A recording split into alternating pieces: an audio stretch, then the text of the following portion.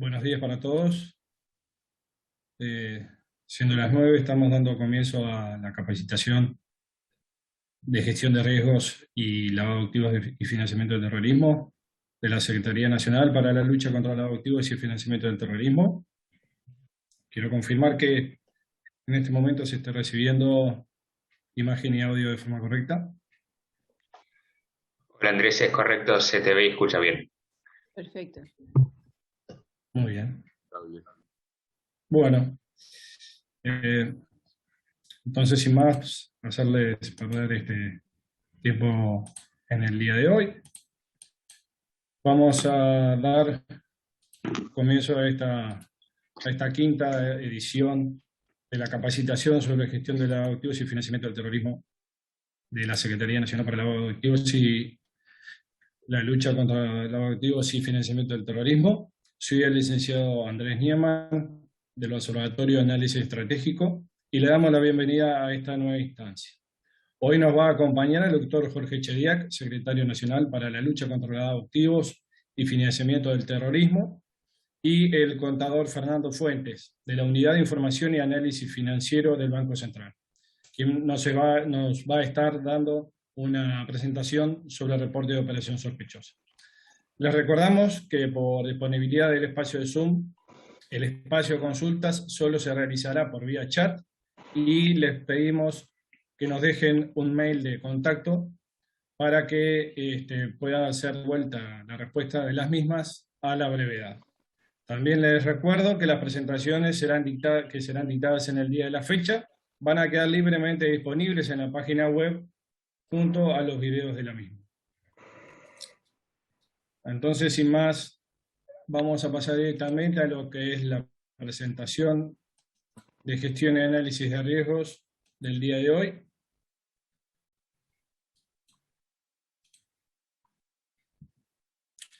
Los temas que vamos a estar tratando van a ser, vamos a iniciar con lo que es la legislación disponible, aplicable. Vamos a tratar la definición de administración de riesgos. Vamos a hablar de las principales amenazas, vulnerabilidades e impactos que tiene el sector. Vamos también a identificar los principales factores de riesgo que afectan al sector de escribanos, inmobiliarios y rematadores. Y vamos a presentar una serie de tipologías delictuales basados en la experiencia del Grupo de Acción Financiera de Latinoamérica, GAFILAT, que nos van a servir para tener una idea más concreta de lo que es una operación de lavado de activos en el sector. La legislación disponible que trata sobre la gestión y análisis de riesgos es disponible en varias leyes. Una de ellas es la 19.574 del 20 de diciembre de 2017. Establece en el artículo 16 sobre aplicaciones de debida diligencia determinadas puntos que son fundamentales para tener una verdadera dimensión de lo que debe hacer el sujeto obligado. En el artículo 16 establece que los sujetos obligados podrán determinar las medidas de aplicación de debida diligencia en función del riesgo que deriva del cliente, de la relación de negocios, del producto y de la operación.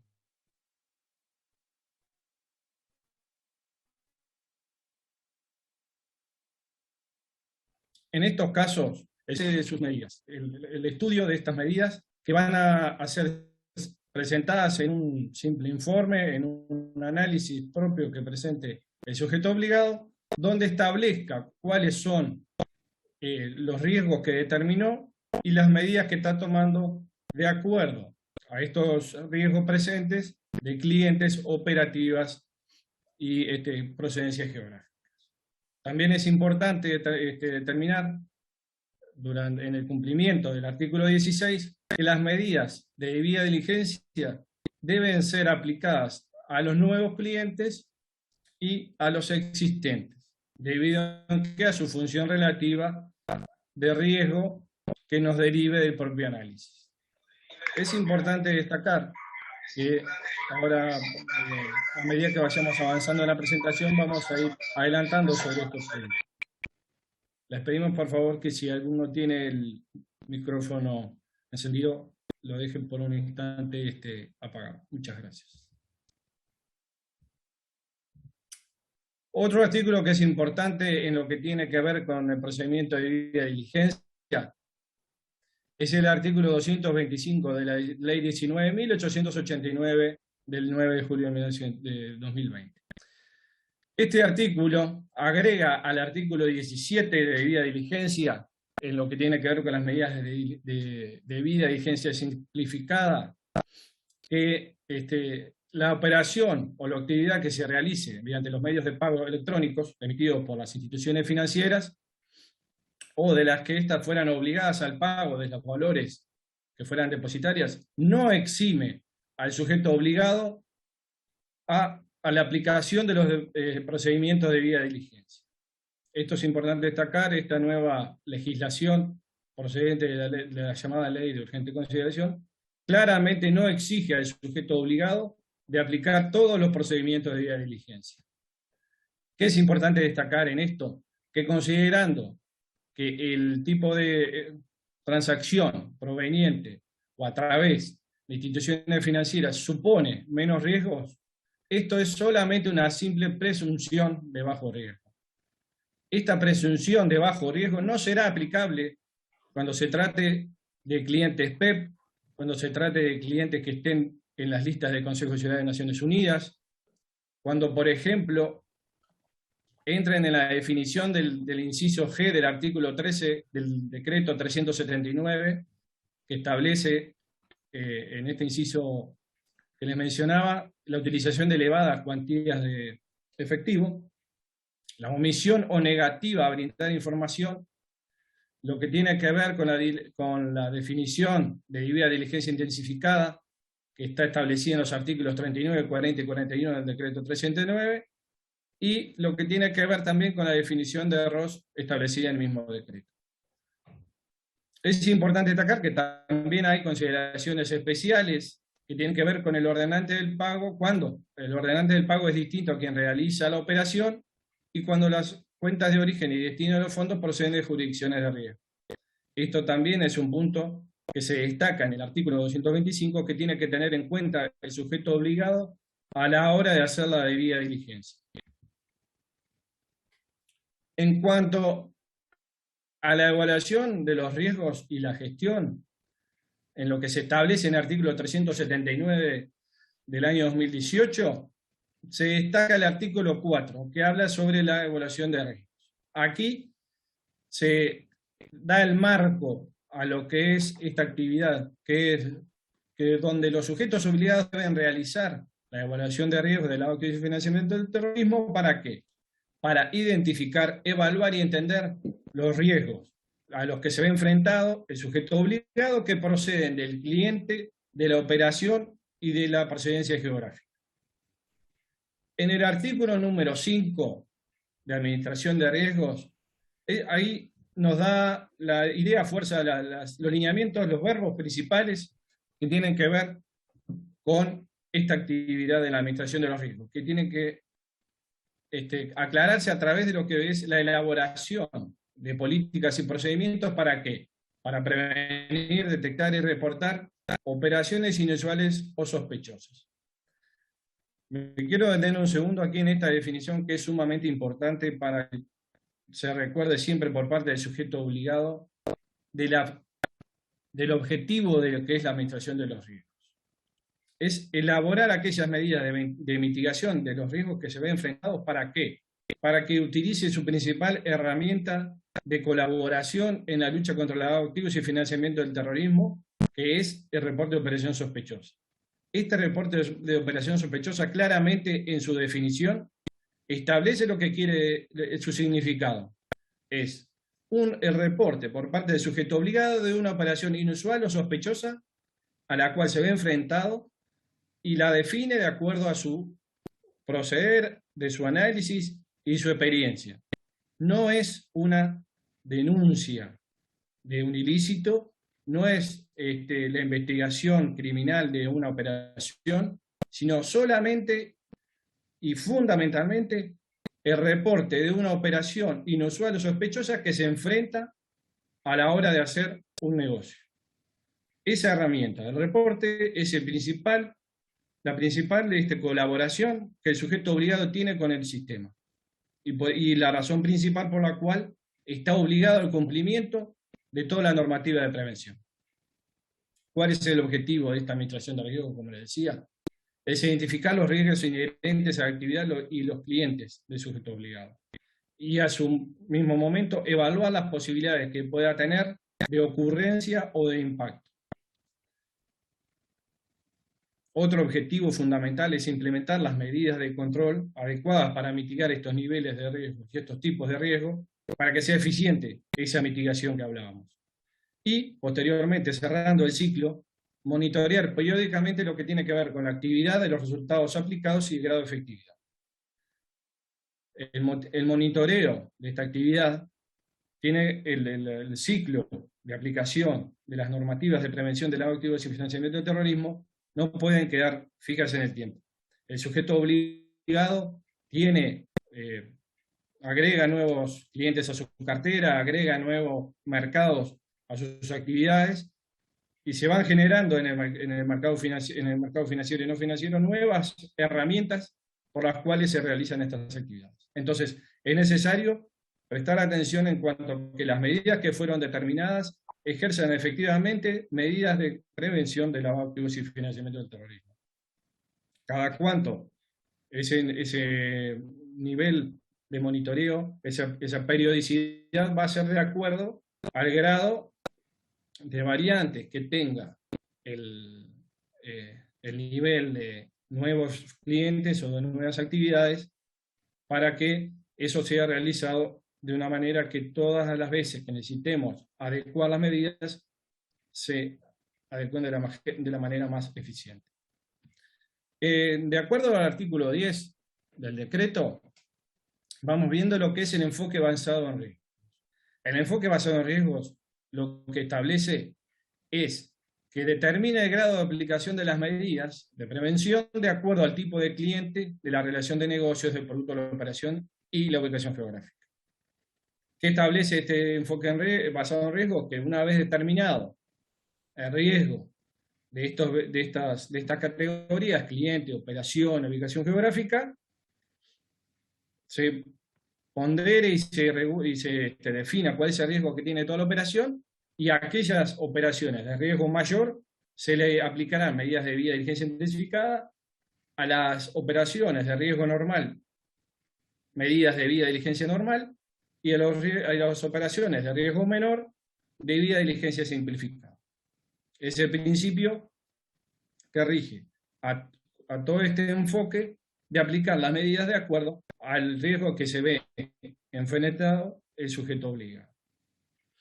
Para definir y administrar los riesgos, que vamos primero a definir las etapas del lavado. Nos va a ayudar a poder vernos más claramente en lo que tiene que ver la participación del sujeto colaborador en esta lucha contra la prevención del lavado de activos y el financiamiento del terrorismo.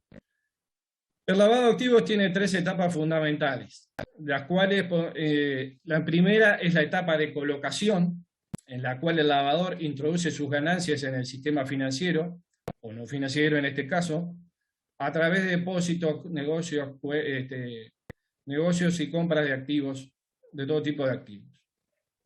Ese primer escalón es que el delincuente, la persona que tiene fondos de procedencia ilegal, coloca las mismas en el sistema financiero.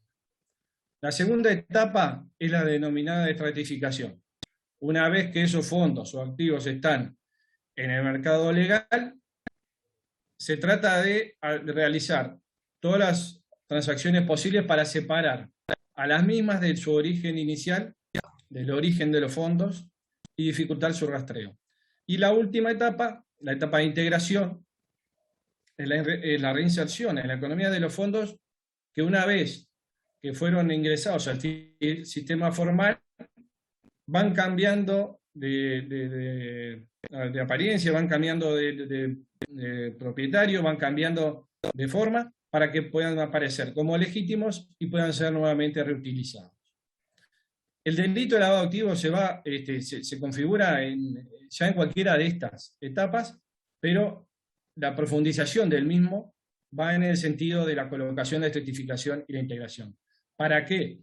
Para que el que maneja esos fondos ilícitos pueda realizar lo que es más importante para él mismo, es alejar al controlador, al inspector, de lo que es el beneficiario final y el origen de los fondos.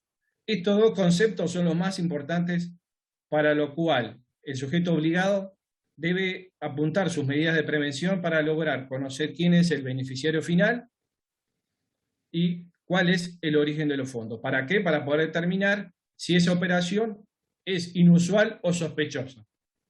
Para que en el caso de que después de haber sido aplicada la debida diligencia se continúe con esa inusualidad o esa sospecha, se reporte a través del instituto, del reporte de operación sospechosa, a la Unidad de Información y Análisis Financiero del Banco Central. ¿Cuál es el riesgo entonces que tiene el sujeto obligado frente al delito de lavado de activos y financiamiento del terrorismo? Esa es la posibilidad de que el mismo sea utilizado directa o indirectamente a través de sus operaciones como instrumento para realizar este lavado. El lavado, como decimos, para realizar esta operación de colocación, de estratificación y de integración en el sistema formal, separando lo que es el beneficiario final y origen de los fondos de los activos y de sus actividades.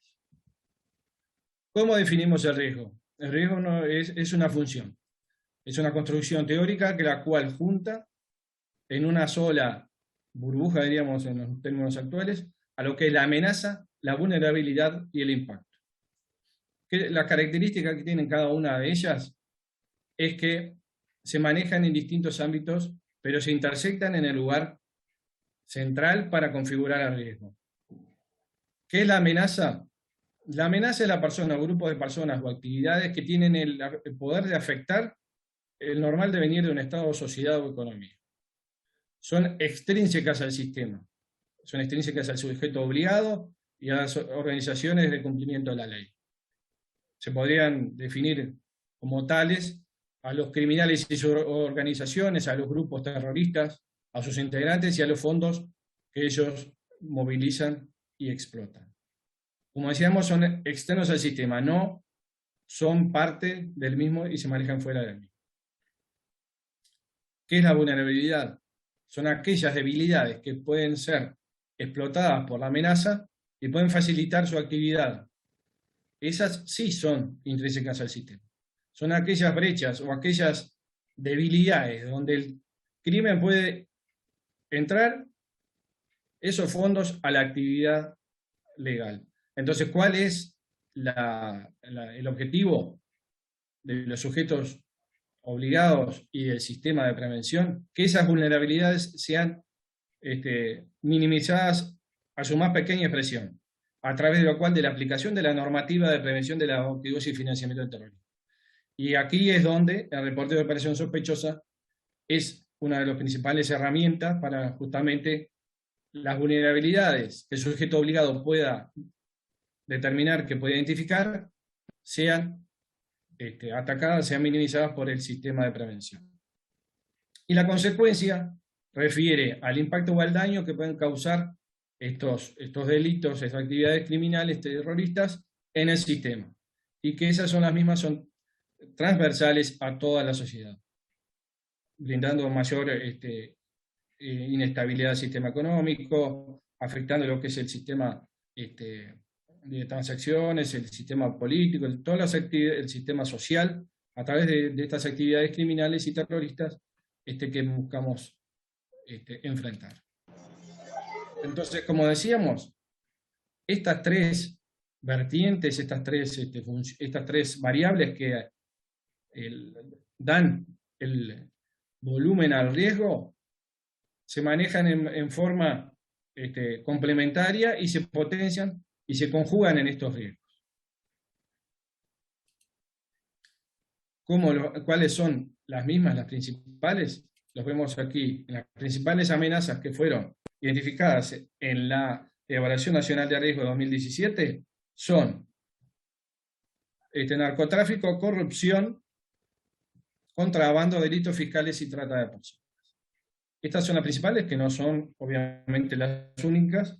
Recuerden que para que se conjugue el delito del lavado de activos, hay 33 delitos precedentes más el autolavado, en el cual esos dineros ilegales, de los cuales ese dinero ilegal procede, e intenta ingresar al sistema formal. En Uruguay lo que ha detectado esta evaluación y los resultados del estudio de las mismas son estos los más importantes, lo que no quiere decir que los demás no se estén realizando y que no haya variaciones en esta enumeración. ¿Cuáles son las principales vulnerabilidades que se ven en el sistema? Este sistema, lo que tiene el sector, las principales vulnerabilidades que tiene, que son más o menos comunes a todos los sectores, es, bueno, que la cultura del cumplimiento está en proceso de desarrollo. ¿Qué queremos decir con eso? Esta nueva cultura de antilavado, en el cual el sector inmobiliario, los escribanos y los rematadores son, junto a zonas francas, casinos, proveedores de servicios societarios, organizaciones sin fines de lucro y todos los otros sectores que son obligados, esta cultura se ha ido integrando, se ha ido desarrollando en diferentes grados, pero bueno, necesitamos que sea lo más robusta posible y sea pareja para todos los niveles de actividad. Obviamente que existen diferencias entre lo que es un sujeto obligado individual, lo que puede ser una persona, una empresa unipersonal o un inmobiliario, que sea como a sí mismo el titular de la misma, y sea el oficial de cumplimiento y tenga que realizar todos estos procesos de debida diligencia, de mantenimiento de registros, de políticas antilavado, que por ejemplo que puede ser una inmobiliaria de alto nivel, que tenga representación en varios países y tenga una oficina de cumplimiento y tenga todas las herramientas para realizar sus actividades y contratar servicios de debida diligencia. No es lo mismo. Entonces, este cumplimiento se tiene que dar en lo que sería lo ideal, al mismo nivel en todos los sujetos obligados, para que las vulnerabilidades que estamos hablando sean lo más reducidas posible. Entonces, esta cultura es importante que entre todos los representantes del sistema sea fortalecida, sea intercambiada y sea exigida a los colegas, en el sentido de que mientras el sistema sea lo más protegido posible, se va a evitar de que todos los delitos de lavado de activos, financiamiento del terrorismo y proliferación de armas de destrucción masiva se realicen a través del sector y traigan las consecuencias reputacionales, legales y económicas que vamos a ver ahora más adelante. Pero es importante que esa cultura de cumplimiento sea desarrollada, implementada y fortalecida por todos los sujetos obligados, junto al esfuerzo que tenemos nosotros también, las organizaciones de cumplimiento de la ley, para minimizar el accionar de estas amenazas. Otra vulnerabilidad que podemos identificar son las dificultades que existen para el conocimiento del sector, del ambiente de la actividad. Obviamente, como les repito, la heterogeneidad del sector tiene que los sujetos obligados tengan posibilidades de tener más acceso, por ejemplo, a lo que son medidas de prevención, lo que son políticas de prevención, lo que es el conocimiento de las principales actividades criminales, delictuales que se están llevando a cabo en el mercado, y pueda saber de dónde puede provenir el riesgo mayor, las amenazas mayores y las más comunes que se pueden estar presentando en el país. Esas dificultades se remedian o se minimizan a través de la búsqueda del sujeto obligado, de estar al tanto de las actividades, de visitar nuestra página, de ir a otros eventos de capacitación, de intercambiar con los mismos colegas. Y las dificultades que hay para el conocimiento del cliente y la determinación del origen de los fondos en las diversas actividades. Es es importante, por favor, ahí tenemos un micrófono abierto, lo van a cerrar. Es importante determinar que también existen dificultades para el conocimiento del cliente y la determinación del origen de los fondos. La determinación del sector inmobiliario, de los escribanos y de los rematadores no fue elegida al azar ni por capricho. O sea, se determinó que la mayoría de las actividades de lavado de activos y de financiamiento del terrorismo utilizaban al sector inmobiliario como la principal vía de entrada a la legitimación de los fondos. ¿Qué ha pasado? Obviamente, el sector criminal ha tomado cuenta de esta mayor robustez del sistema de prevención en el sector y busca cada vez nuevas y más complicadas arquitecturas de negocio para poder blanquear los fondos o para poder distanciar lo más posible lo que son sus actividades y su identidad de lo que es el conocimiento del cliente, del beneficiario final y del origen de los fondos. Esos dos vectores, esas dos interrogantes son los más importantes que debe responder el sujeto obligado para poder determinar si su operación es ilícita, si está frente a una operación sospechosa o una operación inusual. Eso es lo más importante.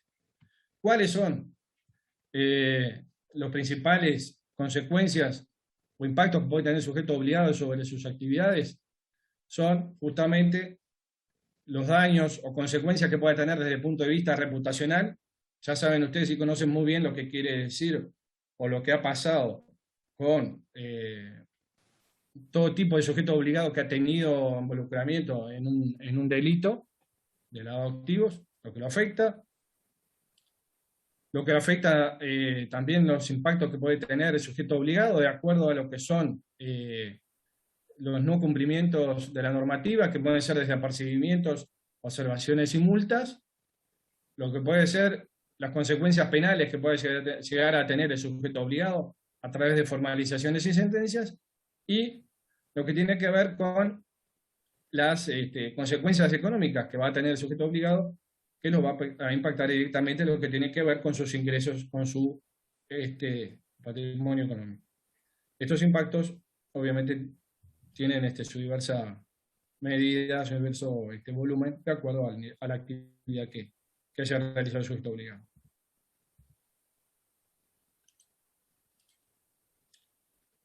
A modo de ejemplo, podemos ver que en esta oportunidad estamos mostrando diversos clientes y operativas y presencias geográficas a las cuales se puede ver enfrentado el sujeto obligado.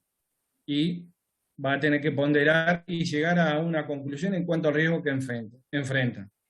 Tenemos a un cliente cuya identidad o perfil socioeconómico no responde o no es claramente determinado, no responde a lo que es la operativa que está realizando, su perfil socioeconómico no condice con el nivel de operativa que está intentando realizar, y además la realiza a través de diversos instrumentos o arquitecturas que hacen muy dificultoso saber cuál puede ser el origen de los fondos o la misma identidad del cliente, o que la realiza desde procedencias geográficas, ya sea su cliente o ya sean los fondos que manejan procedencias geográficas, las cuales poseen y acarrean un riesgo, ya sea de lavado de activos o de financiamiento del terrorismo. Podemos ver de que esta conjunción, como decíamos, esta función de riesgo, los eleva a niveles mayores, a niveles altos, a los cuales, como decíamos, a niveles de mayor riesgo, el sujeto obligado debe aplicar medidas intensificadas de vía diligencia. Si, por ejemplo, nos vemos frente a un cliente cuya operación se relaciona directamente y proporcionalmente a lo que son sus ingresos, a su actividad habitual, lo realiza a través de una operativa bancaria, una operativa que es de riesgo bajo, y a través de procedencias geográficas o de nacionalidades de los cuales se tiene una mayor confianza en los niveles de prevención que tienen esos sistemas y de aplicación de las medidas de prevención del lavado de activos y financiamiento del terrorismo, va a estar enfrentado a una operación de riesgo menor. Y viendo esta situación, va a aplicar medidas, ya sea simplificadas, si lo establece así como tal, o si es un riesgo normal, medidas de diligencia normal. ¿Cuál es el ciclo entonces de la administración de los riesgos? Una vez que llegamos a este punto que decíamos de evaluar y entender, identificar los riesgos de procedencia geográfica, lo que hacemos es ponderarlos. Le damos un valor numérico, un valor absoluto que nos permita rankear o diferenciarlos unos de otros. ¿Para qué? Para tener posteriormente una matriz de riesgos que nos ayude a priorizarlos.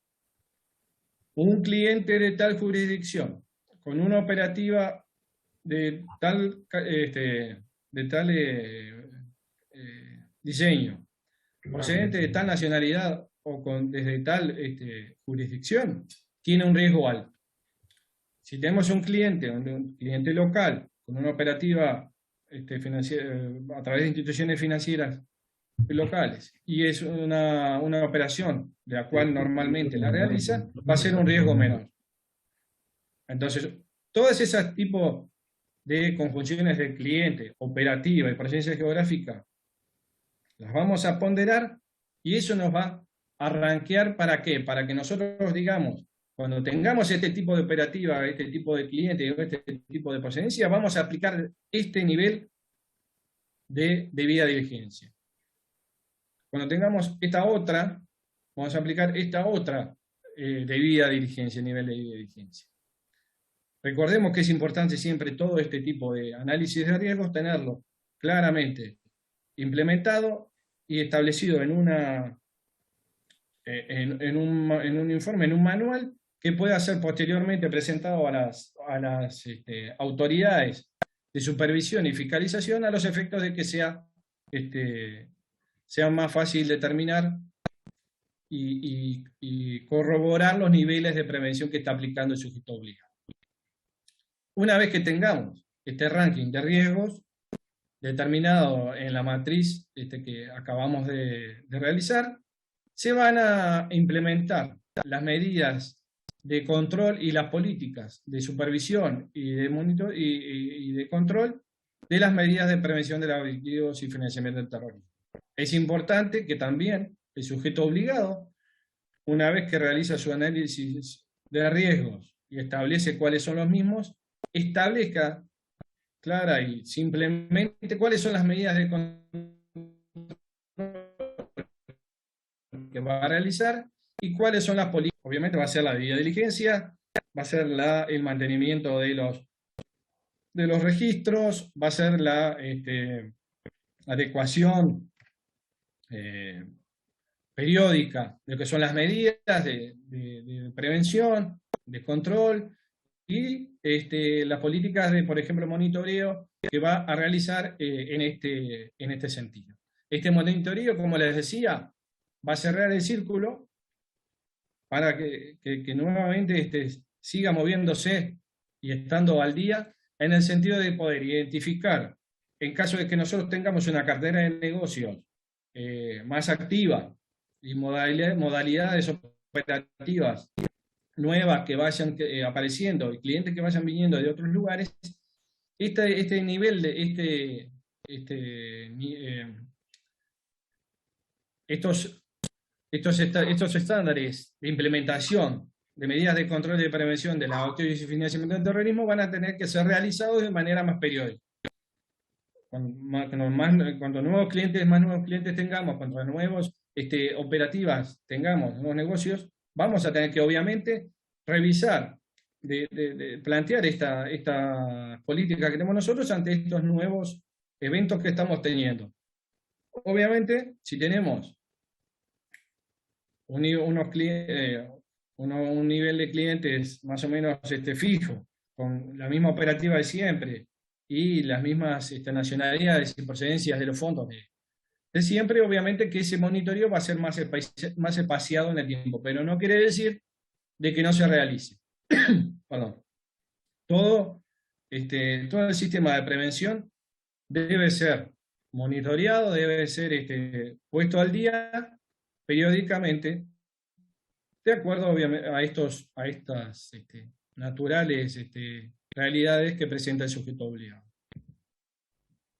Esto es un ejemplo de matriz de riesgo, que de acuerdo a la ponderación que decíamos de cliente, operativa y presencia geográfica, le vamos a dar una proyección matemática.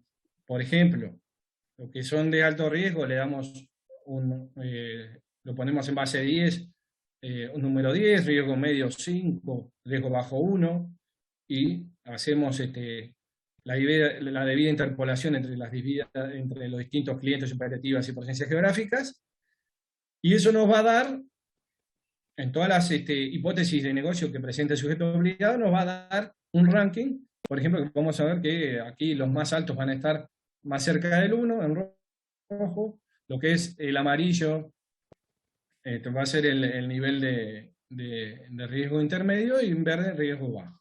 Como decíamos, a riesgo alto, a riesgo mayor, medidas de diligencia intensificada; a riesgo normal, medidas debida diligencia normales; y riesgo bajo, debida diligencia simple. Acá es una ejemplificación del incremento del avance en cuanto a la consulta y a los datos que se necesitan de acuerdo a los riesgos que van apareciendo. De riesgos menores, debida diligencia simplificada, como decíamos, normales, diligencia normal, y mayores, intensificada. Como el sujeto obligado, este material igual les va a quedar a disposición, el sujeto obligado va a tener una profundización en cuanto al conocimiento del cliente debido a este riesgo mayor que vaya apareciendo, para que, como les decía, se vaya teniendo, no queden dudas en cuanto a lo que es el origen de los fondos y el beneficiario final, de modo de que si llegamos al final de toda la debida diligencia y ese cliente nos presenta alguna actividad o operativa, o su propia personalidad, su propia naturalidad presenta alguna inusualidad o sospecha, se realice el reporte de operación sospechosa, y esa es la herramienta y la necesidad y la importancia de que el sujeto obligado se encuentre en el sistema de prevención. Situación inusual o sospechosa se reporta, simplemente como eso. ¿Cuáles son las medidas de control y monitoreo? Bueno, los principales capítulos, vamos a decir, son las políticas, son la asignación de tareas de cumplimiento al oficial de cumplimiento o a la oficina de cumplimiento, que se establezcan protocolos de actuación y que se les seleccionen los clientes. Si estamos hablando de un sujeto obligado unipersonal, estas políticas las determina el propio sujeto obligado y las aplica a su cartera de negocios. Con la misma definición. Se asignan, o sea, la tarea de cumplimiento obviamente va a ser el propio sujeto obligado, pero los protocolos de actuación y la selección de clientes tienen que estar establecidos por el sujeto obligado. También que tienen que estar establecidas las medidas de control, los cumplimientos internos y los cumplimientos de la normativa nacional. Cumplimientos internos, ya sea mantener los registros actualizados, la ficha de cliente actualizada, los cumplimientos que tengan que ver con las nuevas legislaciones que vayan surgiendo para atacar, para robustecer la prevención. Esos cumplimientos ya tienen que estar en debida medida para que estos controles sean lo más eficientes posibles. Y auditoría, es importante, tiene que haber una auditoría de estos procesos con la frecuencia que decíamos, de acuerdo a lo que es el nivel de cambio o el nivel de fluctuación que tenga nuestra cartera de negocios, de operativa o de procedencias geográficas que tratemos. Cuanto más clientes y nuevos clientes sean ingresados a nuestra cartera de negocios, más frecuente va a tener que ser, y no va a ser tan frecuente en aquel tipo de sujeto obligado que tenga una cartera fija de clientes y de operativas y de negocios. Es simplemente aplicar lógica a lo que es un sistema efectivo de prevención de lavado de activos y financiamiento del terrorismo. Y el monitoreo va muy ligado con esto, que va a ir acorde a la dinámica y al tipo de negocio. Cuanto más, más flexible el negocio, cuanto más presente diversas modalidades, clientes y operativas, más ese monitoreo va a tener que ser más frecuente. ¿Cómo va a ser entonces todo este paquete de medidas de control, auditoría y monitoreo? Va a ser de acuerdo al sujeto obligado individual. No hay una medida específica para todos, no hay una línea, una planilla de checklist para que hagan todos. Sí hay conceptos generales, pero el punto de foco de la eficacia y del cumplimiento de la legislación es que sea de acuerdo al propio sujeto obligado. O sea, no importa el tamaño, el volumen de negocio, sino que esas medidas se deben ajustar específicamente a su propia particularidad. ¿Cuáles son estos factores de riesgo que se observan en el sector de escribanos inmobiliarios y rematadores? Bueno, en cuanto al riesgo de procedencia geográfica, ¿el criterio cuál es? Que acarrean mayor riesgo las personas físicas o jurídicas que provienen de áreas, jurisdicciones o países donde el riesgo de lavado de activos y financiamiento de terrorismo y proliferación de armas de destrucción masiva es mayor. ¿Cuáles son estas áreas? Bueno, aquellas donde hay una importante actividad de grupos, ya sea terroristas, narcotraficantes, contrabandistas, de todos aquellos delitos determinados, y como decíamos, el terrorismo y la proliferación de armas de destrucción masiva, donde se sepa, ya sea por todas las vías de información posibles, que la actividad es importante, obviamente el riesgo va a ser mayor. De aquellos países, jurisdicciones o áreas que no integran el Grupo de Acción Financiera Internacional y los grupos regionales tipo GAFI, como GAFILAT, también van a tener un mayor riesgo. Las áreas que están incluidas en la lista de países no cooperantes de los organismos internacionales del GAFI, y los paraísos fiscales determinados en la lista BON de la DGI. O sea, es simple, el criterio es claro. Todos aquellos lugares donde la exposición a los delitos es mayor, obviamente va a acarrear mayor riesgo. En cuanto al cliente, ¿qué vamos a decir? Que los principales criterios rectores es que aquellos clientes en los cuales su determinación, su identificación sea más dificultosa, va a ser de mayor riesgo. ¿De qué estamos hablando? Por ejemplo, las personas jurídicas van a tener un riesgo mayor que las personas físicas. Las personas, clientes no residentes, van a tener un riesgo mayor que los clientes residentes. Las personas físicas que tengan calidad de PEP van a tener un riesgo mayor que las personas físicas que no sean PEP. Como decíamos, el concepto general de identificación del cliente se ve más difícil de acceder. O, en caso de que sea una actividad hecha ex profeso, se va a ver obstaculizada, se va a ver más difícil de entender. Va a tener mayor opacidad. Entonces, ¿dónde vemos el riesgo mayor? Por ejemplo, en un cliente que tenga una capacidad socioeconómica que tenga, no se vea reflejada en la actividad, en el perfil que él mismo tiene. Que su perfil socioeconómico sea muy diferente a lo que está tratando de comercializar o de comprar. Por ejemplo, una persona que va a comprar un inmueble de un valor muy superior a lo que son sus ingresos habituales, obviamente va a tener un riesgo mayor. Una persona que no tiene, vamos a decir, un respaldo socioeconómico para realizar determinado tipo de inversión inmobiliaria o determinada adquisición en un remate, va a ser obviamente un riesgo mayor. Como siempre decimos, no se trata de llegar a la conclusión de que esta persona es criminal o que tiene fondos de origen ilícito, sino determinar claramente de que es inusual o sospechoso que debido a su nivel de ingresos pueda realizar esa actividad. O que un cliente proveniente de tal jurisdicción geográfica cuente con fondos que tengan claramente un origen lícito. Muy bien, amor. Otro punto importante es cuando que puede acarrear mayor riesgo es cuando no actúa por cuenta propia. Como decimos, la identificación del cliente es más difícil. Otro punto puede ser que una persona jurídica que realiza actividades con una periodicidad inusual. Una persona jurídica que abre su actividad y enseguida y no realiza actividades por un gran tiempo y después se realiza una importante, puede ser el mayor riesgo.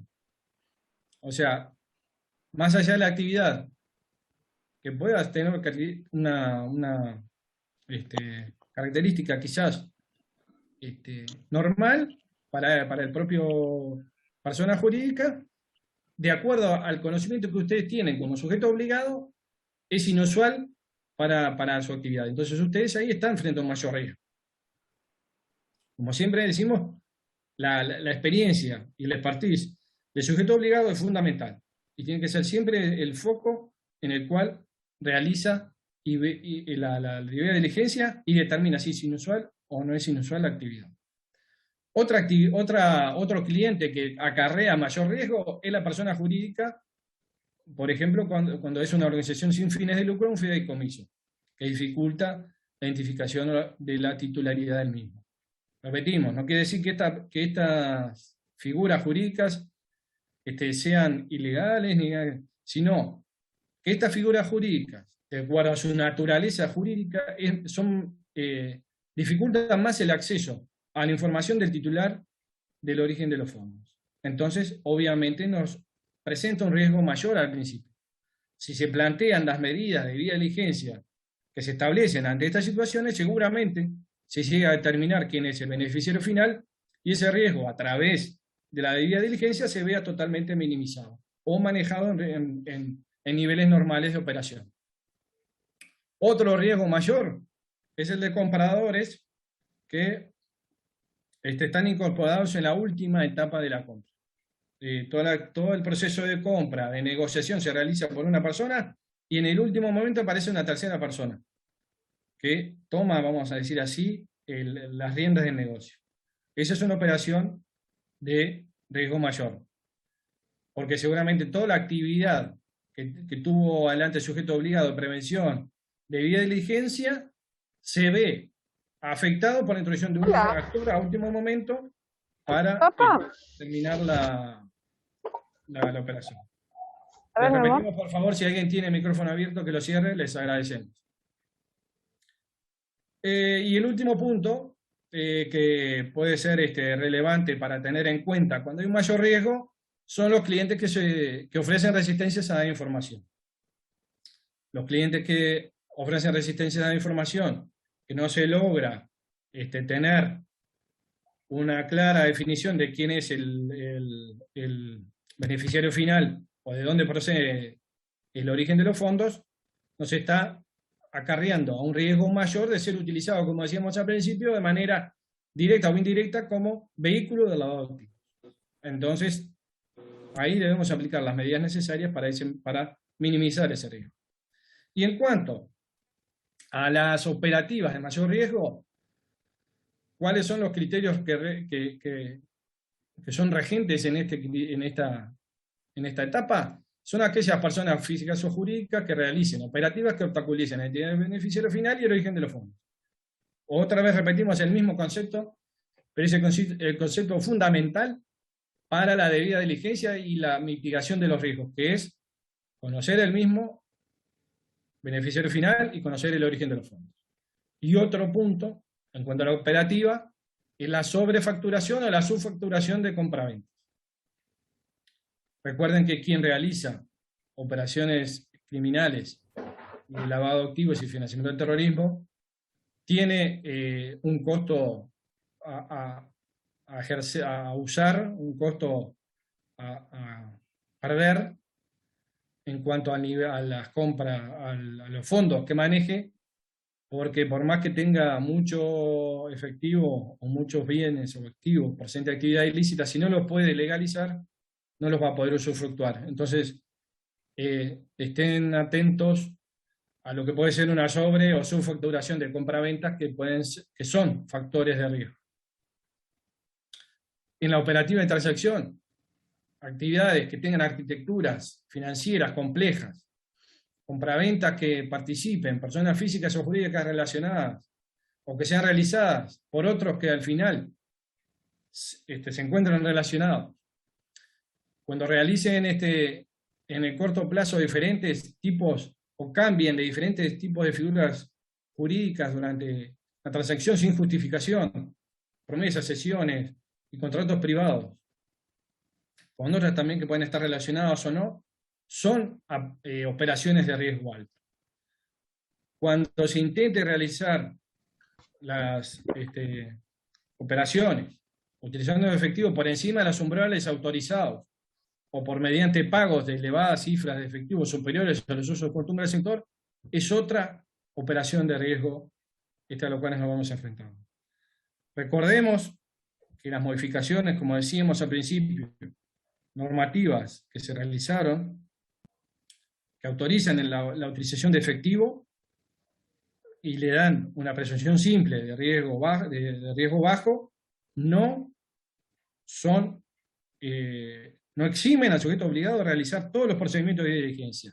Y que si aparece alguna otra evidencia de actividad sospechosa o ilícita, se realice el reporte de operación sospechosa. No está libremente autorizada el uso de efectivo, y claramente el inciso G, como decíamos, del artículo 13 del decreto 379 establece que ante la utilización de elevadas cifras de efectivo se esté frente a una operación de alto riesgo, o se deba hacer una debida diligencia intensificada. Eso es importante que lo recuerden. Y bueno, en la última etapa vamos a pasar a mostrar tipologías delictuales a través de diagramas de flujo del Grupo de Acción Financiera de Latinoamérica, Gafilat. En este caso, vemos que se trata de dar una apariencia de ilicitud a un volumen mayor de dinero de fuente ilícita a través de la compra de un edificio que está en ruinas, que el edificio es vendido por encima del valor de compra, y del valor inicial de compra y del valor real del mercado. Como decíamos, la sobrefacturación de una operación. En el momento de hacer la reventa del predio, se explica un incremento catastral debido a los múltiples arreglos que se realizaron en el bien inmueble para aumentar su valor de reventa a través de los costos de mejoramiento del inmueble. Y esto lo que ocasiona es que, posteriormente, este edificio en ruinas, que fue levemente mejorado, se venda por un muy alto precio. ¿Qué señales de alerta se pudieron identificar en esta transacción? Que hubieron compraventas sucesivas en corto plazo, entre compradores y vendedores distintos. Hubieron indicios de que el comprador no era el dueño material del inmueble, o sea, un testaferro.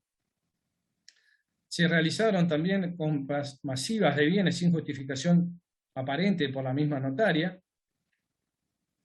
Se identificaron reiteradas compraventas de inmuebles por parte de la misma persona en corto plazo, comprador y vendedor, como decíamos, de otros inmuebles. Se vio la compra de bienes por valores muy altos o muy bajos en comparación al mercado, como decíamos, subfacturación o sobrefacturación.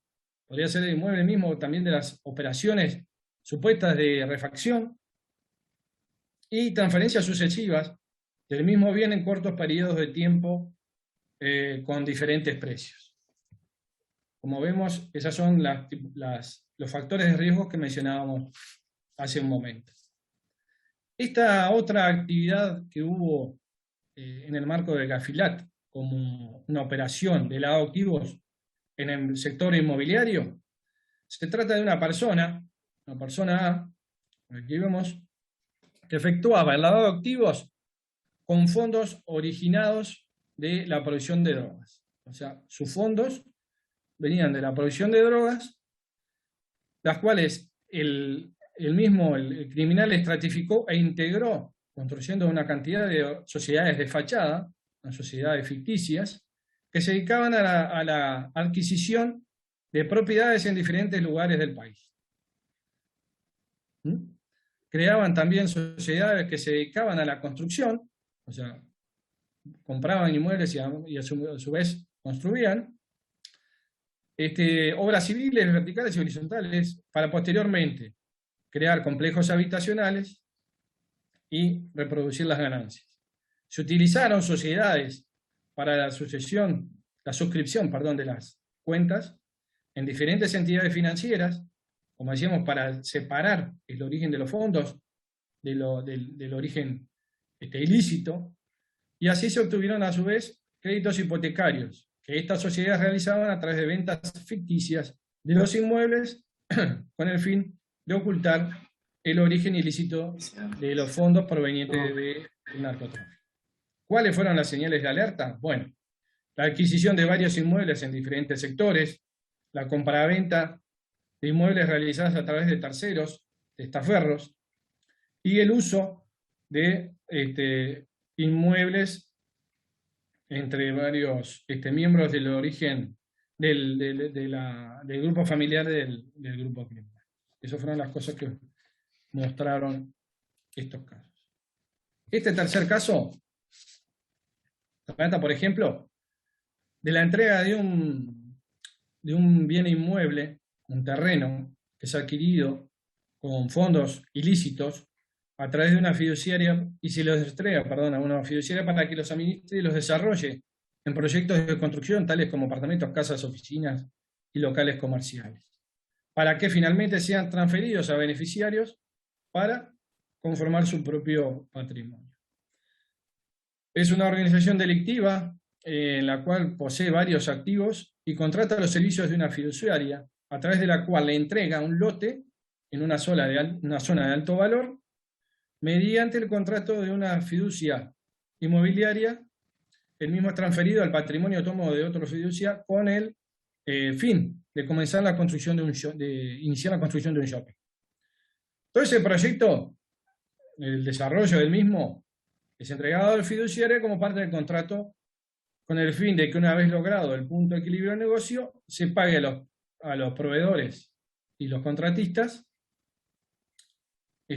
todos sus servicios. Las unidades se componen de un proyecto de inversión que va a ser vendido a precios muy por encima del mercado, con el fin de justificar la mayor cantidad de dinero ilícito para que ingresen en el sistema lícito.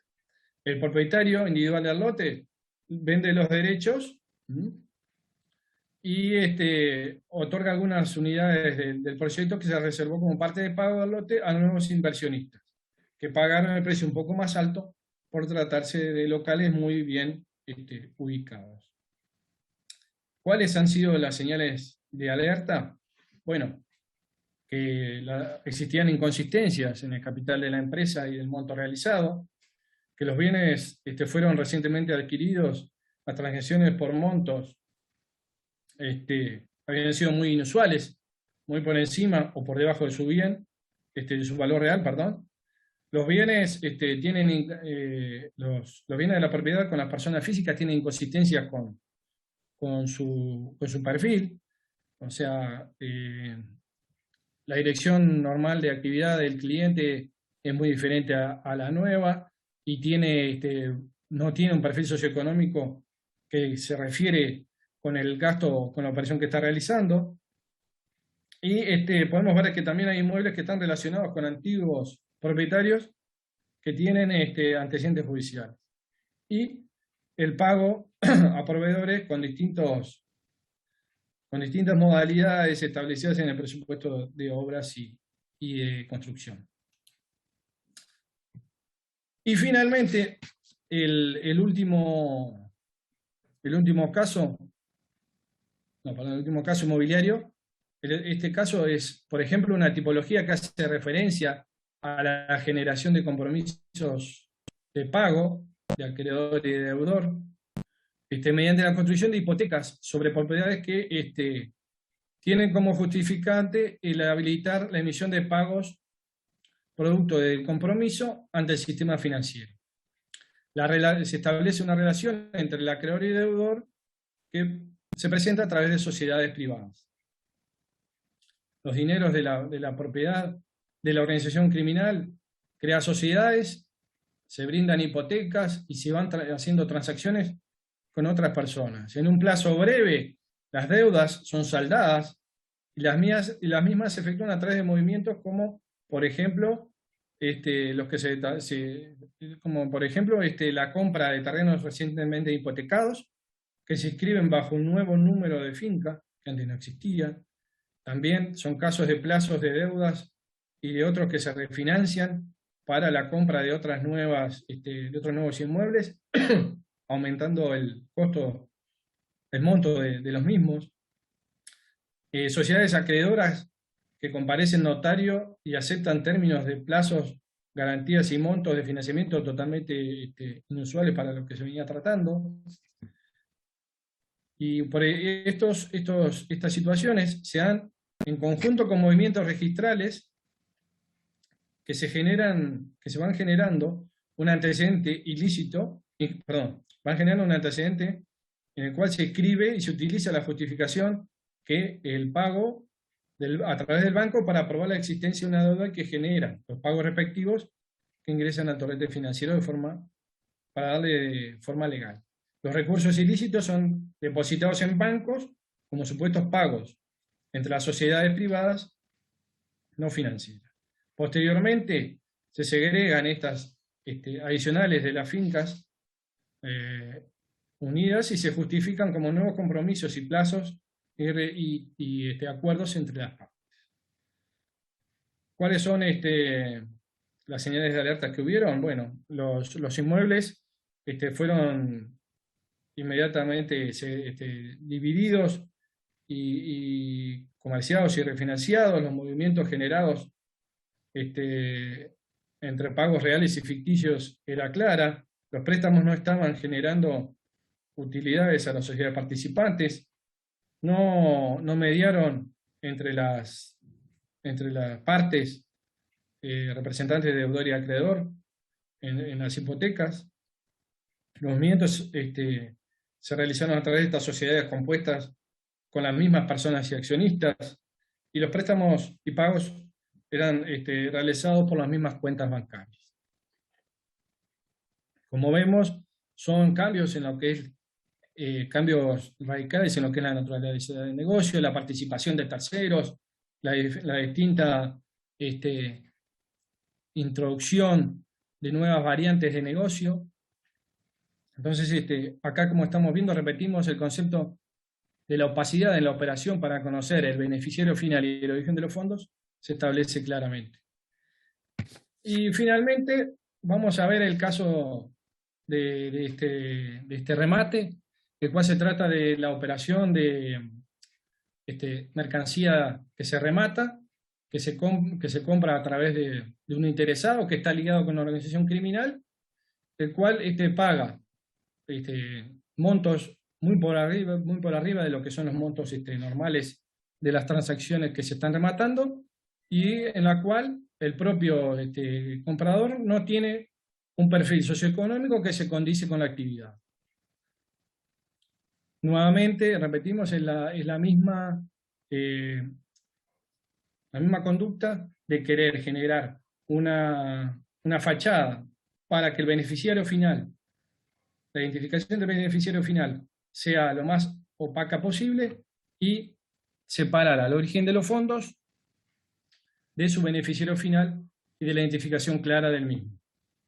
Así que bueno, como con esto damos por terminada la parte de la presentación respecto a la gestión y análisis de riesgos, y pasaremos ahora a, ya contamos con la participación del doctor Jorge Chediak, que nos está acompañando, el secretario nacional para la lucha contra los activos y el financiamiento del terrorismo, que va a tener unas palabras con ustedes, y posteriormente nos va a dar la presentación sobre el reporte de operaciones sospechosas el contador Fernando Fuentes, de la Unidad de Información y Análisis Financiero del Banco Central.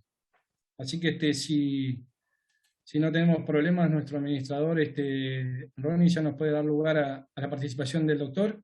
Y bueno, les agradecemos nuevamente su participación y que nos acompañen en este encuentro.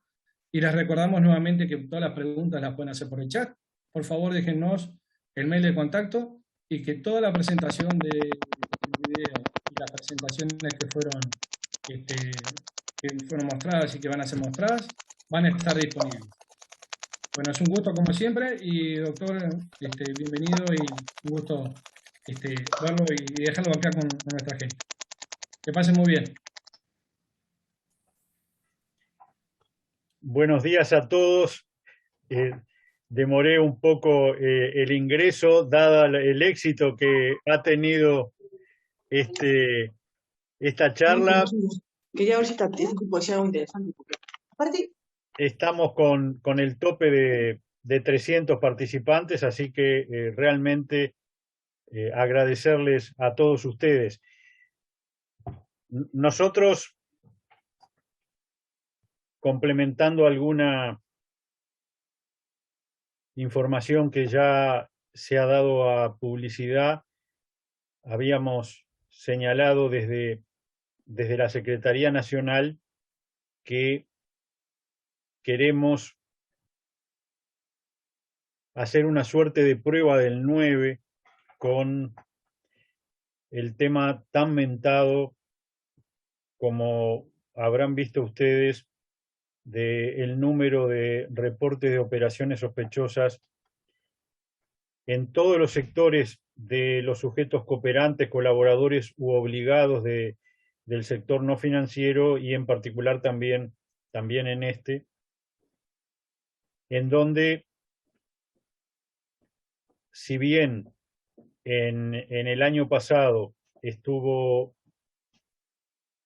predicho por Gafilat y la realidad se comportó de la forma que ellos habían evaluado en la región, en el sentido de que esta pandemia que todos hemos sufrido iba a impactar en la actividad económica y por ende iba a determinar una baja en los reportes de operaciones sospechosas, tanto del sector no financiero como del sector financiero. Fenómeno que ha merecido más de una visión y que se está reiterando en el año en curso, es decir, los números, lejos de mejorar, sí han seguido a la baja en la mayoría de los subsectores, lo que nosotros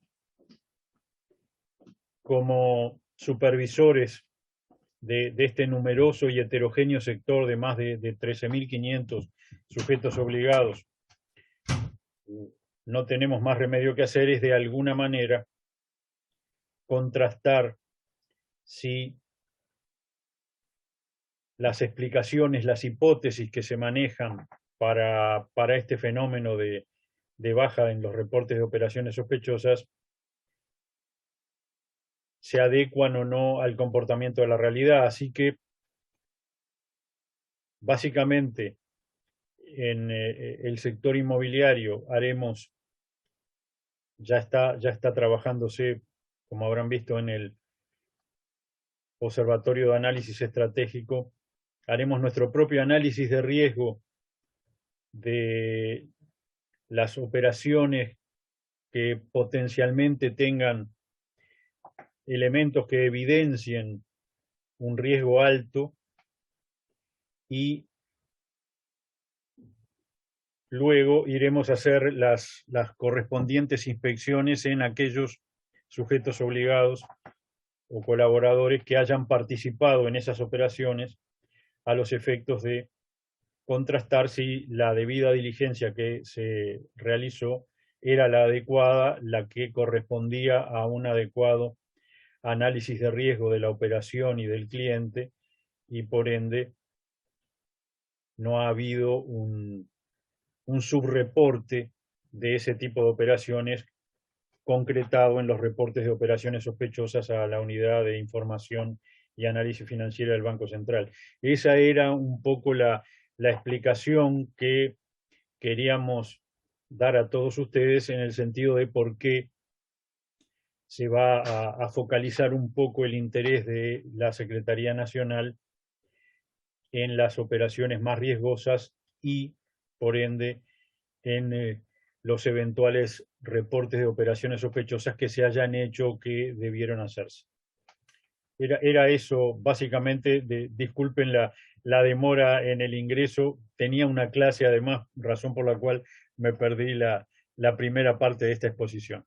Adelante, por favor.